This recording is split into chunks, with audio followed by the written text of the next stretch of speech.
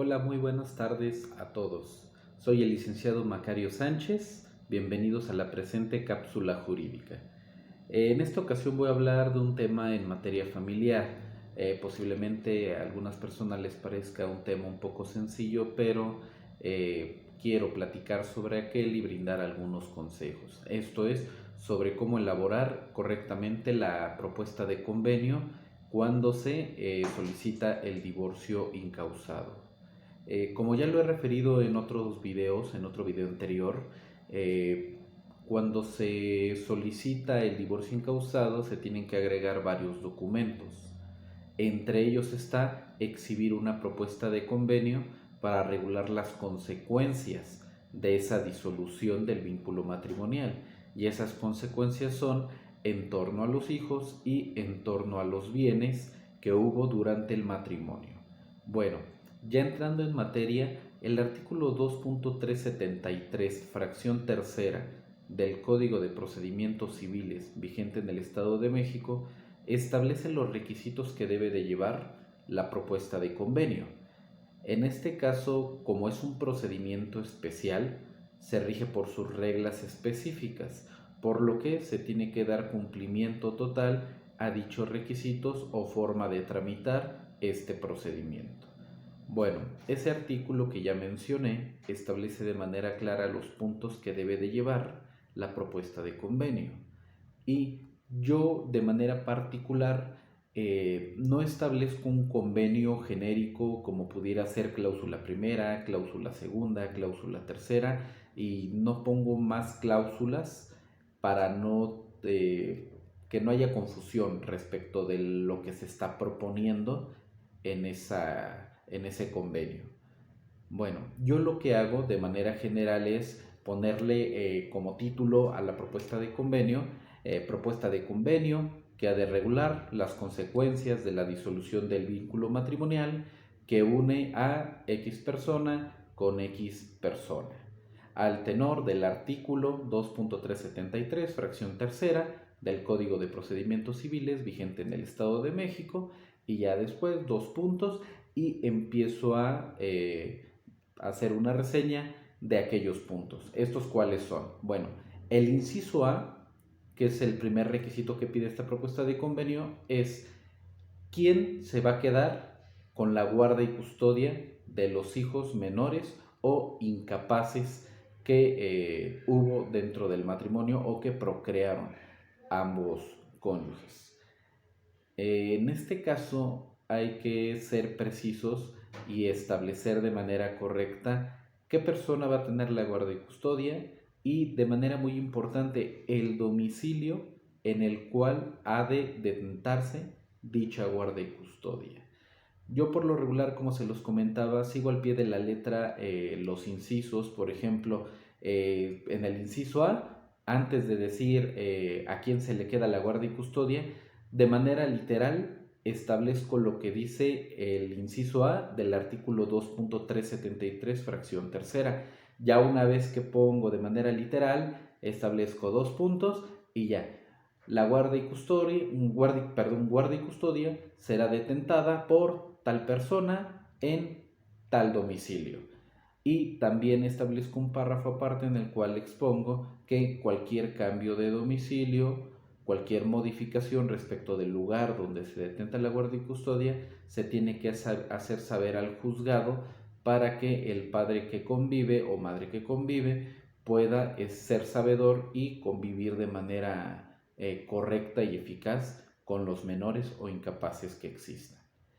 Ya una vez establecido este punto, vamos al siguiente punto, que es el régimen de visitas y convivencias. Igual, de manera literal, establezco lo que reseña el artículo referido, y ya a continuación establezco que se establecerá un régimen de convivencias entre la persona tal, quien no detenta la guardia y custodia, que será los días tales.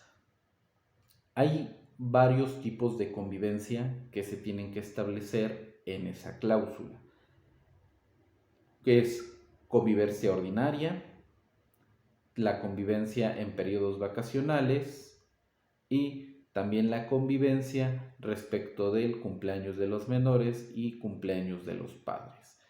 Yo por lo regular lo pongo en apartados diferentes porque por lo regular no siguen la misma planeación todos los tipos de convivencia. Por ejemplo, la convivencia ordinaria, ahí sí la pueden pactar de manera libre. Por un ejemplo, sábados y domingos, ¿no? Que será empezar el sábado de cierta hora y a lo mejor con pernocte, es decir, que se quede en el domicilio del padre o madre convivente y lo regresará a tal hora. Hay que establecer también si el padre convivente va a acudir al domicilio o se le va a ir a dejar al domicilio donde vive el padre convivente. Eso es muy importante para no generar controversia o confusión respecto de cuál es el modo de entregar a los menores para esa convivencia.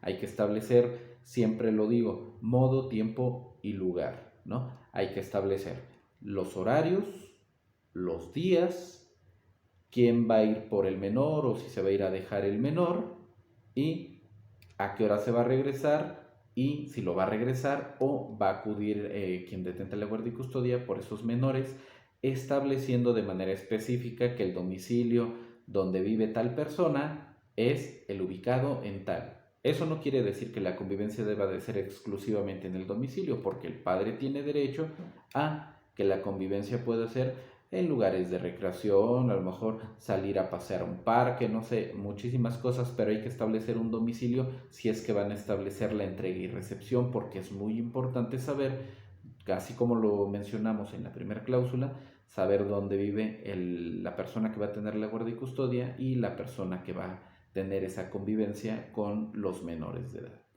También hay que establecer, como lo dije, una convivencia para periodos vacacionales. Por lo regular los periodos vacacionales son en Semana Santa, también el periodo vacacional las vacaciones de verano y también las decembrinas, las de diciembre.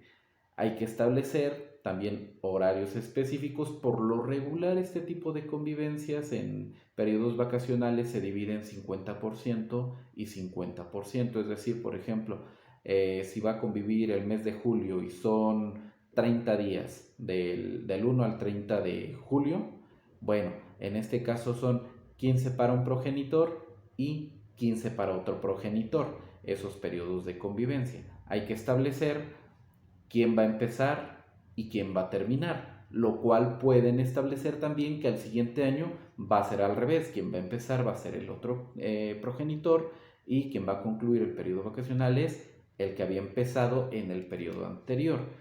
¿Sí? Aquí sí hay que también detallar dónde se va a hacer la entrega-recepción, los horarios, evidentemente cuándo vas a recoger al menor y de ahí hasta que acabe tu periodo, a qué hora se va a reincorporar, porque no hay que dar por hecho que se entiende que como se estableció un horario en la convivencia ordinaria, va a seguir las mismas reglas. Hay que especificar respecto de cada convivencia cómo se va a determinar esa situación, como lo digo, modo, tiempo y lugar.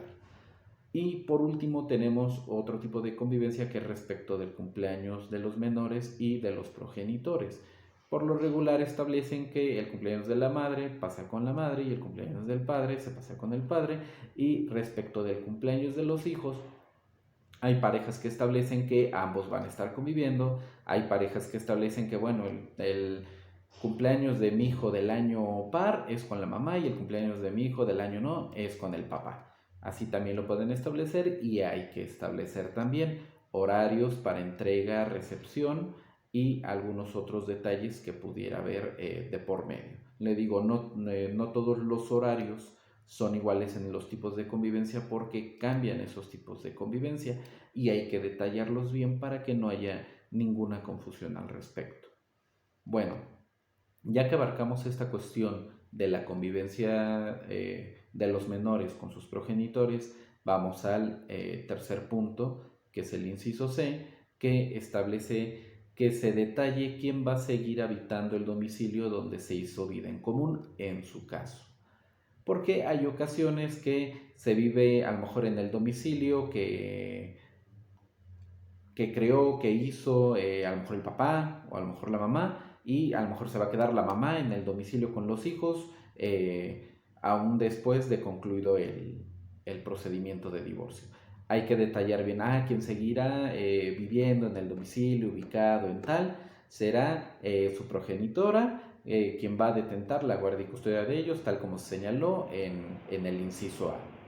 O en su caso, toda vez que la vivienda era rentada y cada uno se va a buscar domicilio en otra parte, no hay manera para poder señalar quién seguirá habitando el domicilio donde se hizo vida en común. ¿Sí? Hay que señalar de manera precisa si va a seguir habitando uno de los dos o ninguno va a seguir habitando el domicilio donde se hizo vida en común, porque pudo haber sido rentado, pudo haber sido prestado o alguna otra situación. ¿Sí? Ya terminado este punto, hay un cuarto inciso, que es el inciso D, que habla respecto de los alimentos.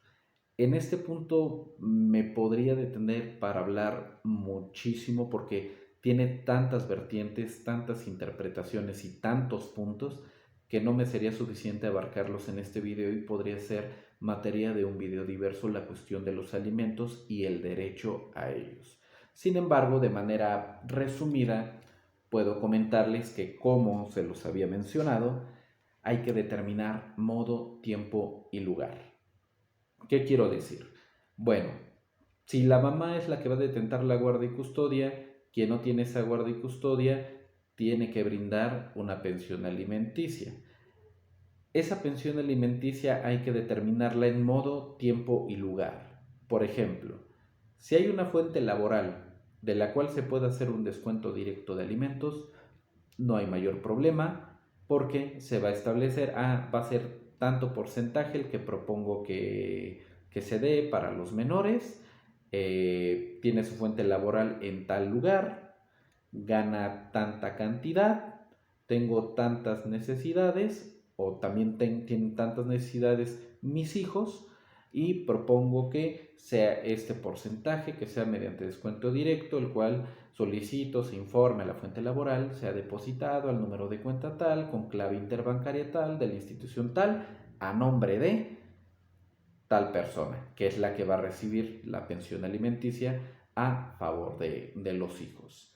Aquí en este punto sí es muy importante precisar que si nosotros tenemos que decirle al juzgado todos los pormenores, los datos que más podamos darle al juzgado van a servir mucho para determinar una pensión más ajustada, aún de manera provisional, porque como lo comenté en otro video, se tienen que dictar medidas provisionales por el juzgado aún durante el procedimiento y esto incluye fijar un monto de pensión alimenticia para los hijos y en su caso para el cónyuge o la cónyuge. Si hay que detallar, por ejemplo, la edad que tienen los progenitores, el grado de estudios, el acceso al empleo que pudieran tener, las facilidades para conseguirlo, si tienen discapacidad o no, si tienen a lo mejor algunas otras obligaciones. Hay que detallar de manera precisa todo eso porque eso también es motivo de prevención por parte de muchos juzgados, de que no se precisan todos esos datos para que de manera justa el juez pueda fijar una pensión provisional. Hay que detallar muy bien todos esos tópicos. Bueno, regresando al punto, si se fija por porcentaje no veo que haya mayor problema, se fija una fuente laboral, se pide cierto porcentaje en base a ciertas circunstancias y se podrá fijar aún de manera provisional esa pensión. Ahora, en caso de que no haya una fuente laboral estable y no sea comprobable de manera directa los ingresos del deudor, el Código de Procedimientos Civiles y el Código Civil no se ponen de acuerdo. ¿Por qué lo digo? En ciertos artículos se establece que si no son comprobables los ingresos del deudor, se fijará en unidades de medida, pero hay otros artículos que establecen que se fijará en salarios mínimos.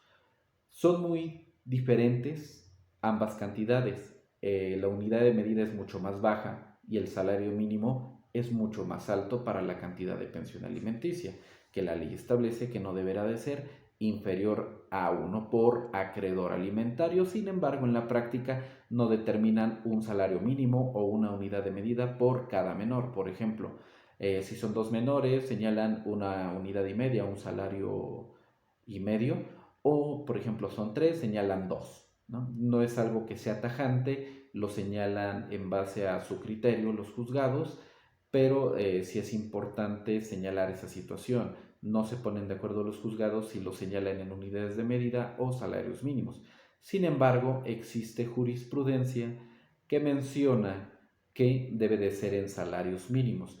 Esto por una razón muy evidente. La unidad de medida y actualización se creó para poder cumplir obligaciones. Es una unidad, una medida que se creó para que se puedan contar las obligaciones de personas deudoras, ante autoridades, todas esas cuestiones. Sin embargo, esa misma jurisprudencia establece que el salario mínimo es lo más acorde para fijar la pensión alimenticia, porque el salario mínimo se basa en la canasta básica y en el mínimo que debe de tener una persona para poder subsistir de manera diaria. Es por eso que esas mismas jurisprudencias establecen que lo correcto es que sea en salarios mínimos. Les voy a dejar evidentemente el registro de esa jurisprudencia en la descripción del video. No hay ningún problema para que se pueda checar y analizar con calma. Bueno, como lo comenté, si no hay fuente laboral, no hay ingresos definidos, se hará por salarios mínimos. Si es eso, bueno, entonces propongo que se fije como pensión alimenticia, si es un menor, un salario mínimo diario elevado al mes, que se pagará los primeros 5 días de cada mes, al número de cuenta tal, con clave interbancaria, a nombre de tal persona, de tal banco. Eh, yo recomiendo que sea a un número de cuenta porque el ir al juzgado de manera recurrente por billetes de depósito en caso de que no hubiera clave bancaria o cuenta bancaria, se tendría que hacer mediante el juzgado y se tendrían que exhibir billetes de depósito e ir al juzgado y recogerlos. Pero para evitar todas esas situaciones hay que brindar un número de cuenta. También muy importante, si se va a brindar un número de cuenta, hay que ser específicos en esa situación. El número de cuenta será única y exclusivamente para el pago de pensión, porque si se reciben otros ingresos en ese número de cuenta y al ser el número de cuenta para el pago de la pensión, puede haber problemáticas cuando se trate alguna controversia respecto del pago o la omisión del pago de esas pensiones. Y para evitar todos esos problemas, que sea exclusiva la cuenta para el pago de pensiones. Nada más. Sí, hay que establecer, como lo dije, modo, tiempo y lugar de pago, preferente una cuenta bancaria. También es importante señalar, y digo, no quiero ahondar mucho porque sí son temas que necesitan mucho más análisis y mucho más interpretación, pero voy a dar una pequeña reseña. Además de los hijos, también pueden ser acreedores o pueden proponer que se brinde una pensión alimenticia a la cónyuge que se dedicó preponderantemente al cuidado de los hijos, al cuidado del hogar y también a aquella persona que se vio en una desventaja respecto de el otro cónyuge. ¿Sí? También el cónyuge que se encuentre incapacitado para trabajar, incapacitado para acceder a alimentos, pues bueno, también el otro cónyuge tendrá la obligación de brindarle alimentos por esa incapacidad. También hay otro tópico importante que es respecto de los incapaces. En este caso, los incapaces, comprobando con documento fehaciente su incapacidad, tienen derecho también a que se brinde una pensión alimenticia, pero esta será de por vida, siempre y cuando esa incapacidad sea permanente. Si la incapacidad es temporal, pues bueno, será durante el tiempo que esa incapacidad dure. También tenemos otra situación que establece el mismo código, que si establece que si una de las dos partes tuvo menos ingresos y no pudo tener la misma capacidad de superación que la otra persona y ese desequilibrio es latente, tiene derecho el cónyuge o la cónyuge a solicitar una pensión por parte del juzgado. Aquí el Código de Procedimientos Civiles del Estado de México, en ese mismo artículo, en el 2.373, inciso D, me parece que está un poco confuso porque establece porcentajes del 30%, del 40%, pero establece que son para menores o para el cónyuge y sería algo excesivo en su caso fijarlo en esos términos, porque hay que tomar en cuenta y hay que recordar que la pensión alimenticia, más allá de que la ley establezca un porcentaje, debe de ser en base a las posibilidades del deudor y a las necesidades de los acreedores, no obstante de que de manera provisional, con los elementos que tenga el juez en su momento, pueda fijar una pensión provisional, pero eso no exime de que en su momento se hagan los estudios correspondientes y las pruebas necesarias para poder fijar correctamente esa pensión alimenticia. Ahora, ya que tocamos ese tema, les digo, el tema de los alimentos es algo muy amplio que podría durar mucho tiempo explicación respecto de todos esos temas, pero de manera muy concreta hay que establecer eso, modo, tiempo y lugar para la pensión de los hijos, si hay fuente laboral, si no hay fuente laboral, si alguno de los cónyuges se cree con derecho a alimentos, también puede pedirlo y hay que hacerle una reseña al juzgado de todos los pormenores, las cuestiones generales de edad, estado de salud, a qué se dedican, si tienen ingresos, si no tienen ingresos, si tienen otro tipo de obligaciones, todo lo que le puedan ustedes establecer al juzgado para que fije una pensión más correcta. Ahora, el siguiente punto establecido en el inciso E es sobre la administración de los bienes durante el procedimiento y la forma de liquidarlos una vez terminado el procedimiento. Como se los dije, es una propuesta, no es algo que va a quedar fijo, es algo que el cónyuge solicitante va a proponer y el solicitado en su momento también puede hacer llegar una contrapropuesta de convenio en base a los mismos términos que estoy hablando. Pero respecto de este punto sí es importante señalar, si establecen que no hubo bienes, bueno, no hay mayor problema, no hay nada que liquidar. Pero en caso de que haya habido bienes, en el caso del matrimonio por sociedad conyugal, en este caso sí es importante señalar, por ejemplo, si tuvieron dos bienes, dos casas, bueno, yo me voy a administrar esta y él va a administrar aquella, ¿no? Se va a encargar cada uno de la administración de un inmueble. Ahora, también hay que exhibir ante el juzgado los documentos que acrediten la propiedad de sus bienes. ¿Y qué documentos acreditan la propiedad de los bienes? Escrituras, contratos y demás documentos donde conste un traslado de derechos, un traslado de propiedad. No puede ser documento válido para poder comprobar la propiedad de un inmueble un certificado de inscripción, una manifestación catastral, ninguno de esos documentos. Tiene que ser ya sea escritura, contrato o algún equivalente. ¿Y por qué se tienen que exhibir? Porque si no, el juzgado no va a poder establecer, en su caso, el acuerdo respectivo al que hayan llegado respecto de los bienes y les va a dejar libre el derecho para poder hacerlo en ejecución de sentencia, que esa es una de las consecuencias del divorcio. Si no se ponen de acuerdo en los bienes, uno de los temas que tienen que tratar es la liquidación de la sociedad conyugal, que ese es otro tema muy aparte, que tiene etapas específicas que hay que desarrollar y también, ¿por qué no?, puede ser materia de otro video.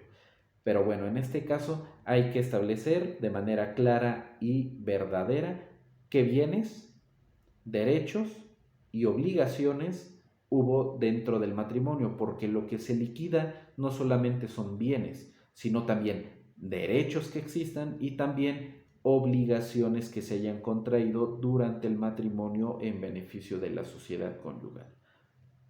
Hay que exhibir todos los documentos correspondientes para que en su momento, habiendo acuerdo, se pueda hacer esa liquidación en el convenio que se ratifique.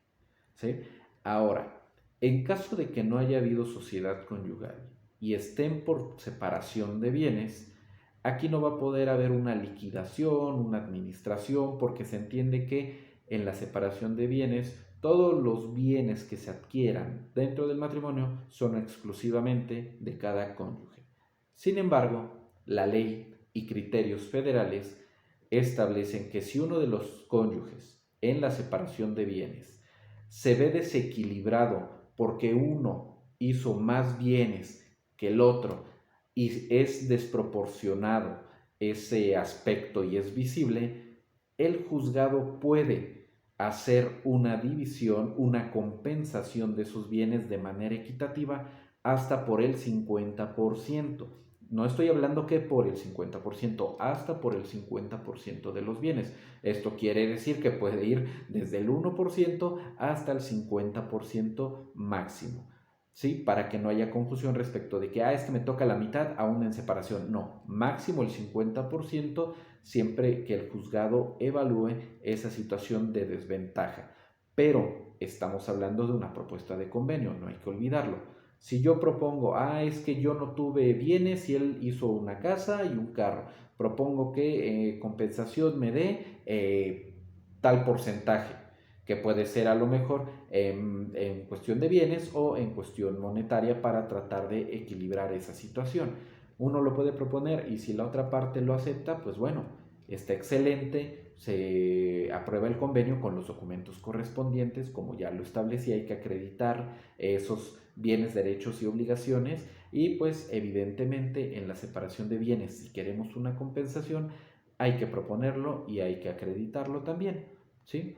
Pero bueno, este tema de la compensación, si no hay acuerdo de las partes en la propuesta de convenio, también se deja para reclamar esa situación posterior al dictado de la sentencia del divorcio, donde se podrá pedir una compensación de bienes respecto de los que se generaron durante el matrimonio por el desequilibrio económico evidente que existe al concluir el matrimonio. Eso ya se va a tener que establecer en una demanda posterior al divorcio, como ya lo establecí en otro video. Hay que establecer esas prestaciones dentro de los 5 días siguientes a que se declara disuelto el vínculo matrimonial para que se pueda seguir mediante el juicio correspondiente. ¿Sí? Bueno, esos son los puntos, son los incisos que se deben de establecer en la propuesta de convenio.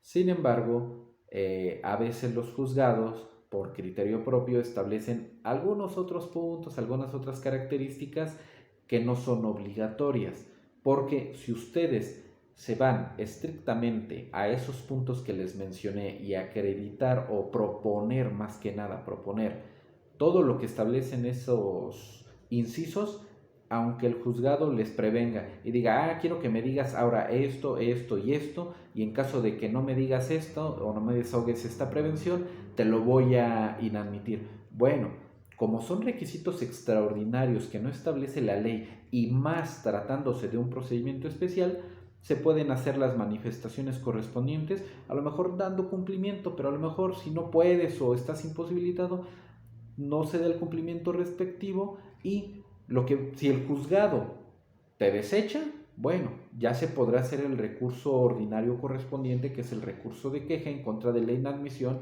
de una demanda. Pero en caso de que diga, bueno, está bien, no me lo desahogaste, pero tienes razón, son requisitos que no establece la ley, bueno, pues ya le darán entrada a la solicitud de divorcio y seguirá las consecuencias que en otro video ya expuse. Son los tópicos que debe de llevar esa propuesta de convenio. Voy a procurar tratar de subir en la descripción un ejemplo de esa propuesta de convenio para que pueda servir como guía. Digo, cada quien tiene un formato propio, un criterio propio, sin embargo, podría ser de ayuda. Y como lo establecí, estas cápsulas jurídicas, estos videos que hago, son sin fines de lucro, son con fines meramente educativos, de consejo, porque sabemos que la cuestión de postular, como lo dicen coloquialmente, litigar, no es fácil. No todo mundo le gusta brindar su conocimiento de manera sin tener nada a cambio, ¿no? Yo lo poco, lo mucho que pueda saber soy feliz sabiendo que a alguien le puede ayudar, que a alguien le puede servir. Y pues bueno, en este caso es todo de mi parte. Los invito a que se suscriban a mi canal. Estoy a sus órdenes para cualquier duda, queja, sugerencia, alguna propuesta de algún tipo de video en materia familiar, civil, mercantil y laboral. Con todo gusto lo puedo tomar en cuenta. Y bueno, estoy a sus órdenes. Que tengan todos excelente día y que se la pasen muy